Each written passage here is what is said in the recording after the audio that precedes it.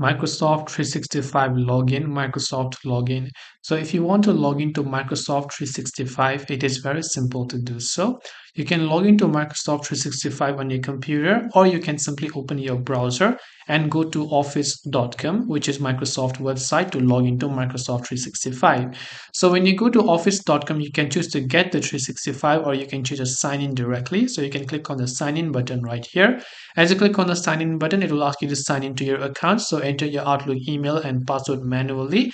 In my case, I have already entered them. So it will directly take me to the login steps. And as I've done that, you can see I am successfully logged in to Microsoft 365, where I'll be able to organize all of my Microsoft apps at once, view the details of all of my Microsoft apps such as Word, Excel, PowerPoint, Outlook, OneDrive, Teams, or whatever else it is that you have right here.